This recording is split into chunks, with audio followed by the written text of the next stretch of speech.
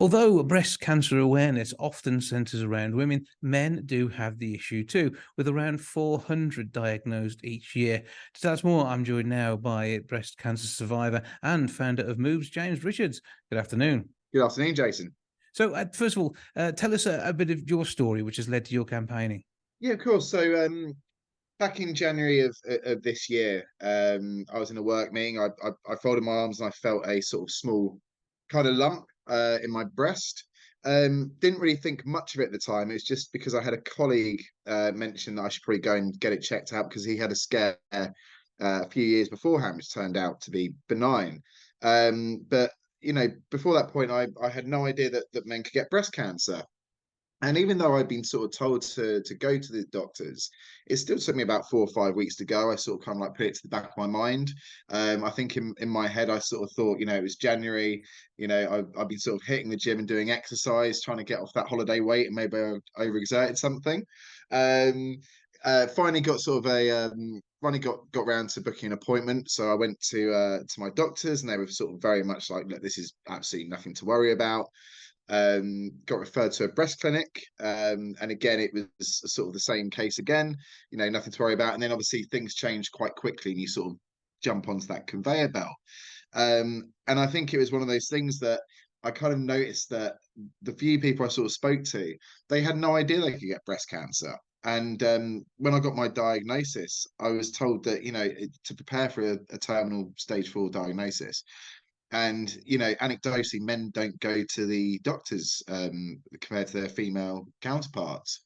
And I think it's one of those things that you know the mortality rate in men is 19% higher than it is in women. And obviously, we can assume that maybe that's a big part of men just not kind of going. And that's kind of where the awareness part comes in, because if you don't know, you won't go. So that's kind of why I set up MOOBS, to kind of fill that void. Yeah, with no real screening program for men, it's only on the off chance you notice something. Fortunately, in your case, you did, and you had a colleague who had cause to say something to you. On average, if it happens to a man, it's only about the age of 68, rather than your 37. So you were absolutely in no known categories. You weren't aware of any genetic mutations with the BRCA2. You probably haven't been exposed to radiation, So all of these things were in your favor as not being a problem, yet it turned out it was something sinister, and you've fortunately been able to get treatment at stage 3. So how does the prognosis work? How are things looking health wise?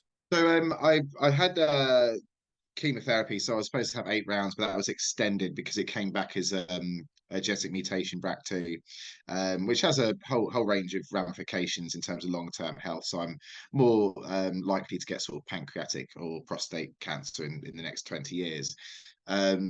So I completed chemotherapy about 5 or 6 weeks ago, and I'm going into surgery in about a week and a half. But I think the surgery side, I think, kind of highlights as well, because part of the stuff that we want to do in MOOBS is we want to campaign for more funding for male breast cancer. And I think there's around 400 diagnoses a year, so it's a small number compared to 55,000 for women.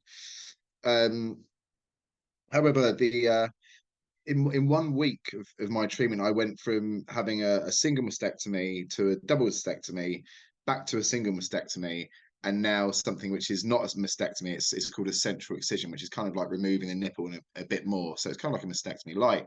But that's kind of due to those low numbers of incidences, so people don't have that experience, but also the sort of research behind it. We just don't have the level of funding. It's nowhere near comparable to what is involved in female breast cancer. I'm not saying that it should be taken away from that, but there are questions that need to be asked. And when you're looking at 400 diagnoses, each one of those is a story. So it's someone's like grandfather or father or partner, uncle, son. No one should die of ignorance, particularly if it's not ignorance of their own doing. And part of that is a language around the way we talk about breast cancer. Absolutely. So this is something which certainly needs to be considered, a conversation point with your GP, and a case for checking the same way as you would check for testicular cancer. Exactly, and it can be done at the same time in the shower. It's actually easier for men to check than for women. It's very simple to do. It's something that will save lives. So it's something that all men should be looking out for. Absolutely. So where do we go to find out more about the work that you're doing through MOOBS, and also the awareness campaign that runs alongside it with those tips? Yeah, so if you go to our website, so it's www.moobs.uk, or you can follow us on either Instagram or X, at moobs_UK. This is something which you've got experience of, and are, I think, bravely talking about in this way, because it is something which, it's still ongoing. This is still very real for you, and this isn't over until you get that final all clear. No, exactly, and I think that's just the physical side. I think the mentality side of it is huge, and just as I was doing this, I was introduced to a guy who referred to himself as quite a masculine guy, and he found it very emasculating, and he didn't tell people. So there's very few people, very close friends, and very close family. But he told me about this story about when he goes and plays rugby now, he kind of changes so in a different room, or so people don't see it. And it's a real shame, and it shows that there's a stigma around that. And unless we break down that stigma by changing the language and how we refer to breast cancer, that's not going to change. And like I said, we just need to kind of people talk about it and go to the doctor to check it out. Yeah, and whilst it might be many hundreds of men rather than many thousands of women, it is still an issue, and because of the ratios there, it is less likely that it's going to get picked up in a time whereby it can be treated and we can get the best prognosis going forward. So that's the importance of it. For you to have hit stage 3, and before it became very obvious, it shows how it doesn't really show symptoms which are going to cause huge amounts of concern.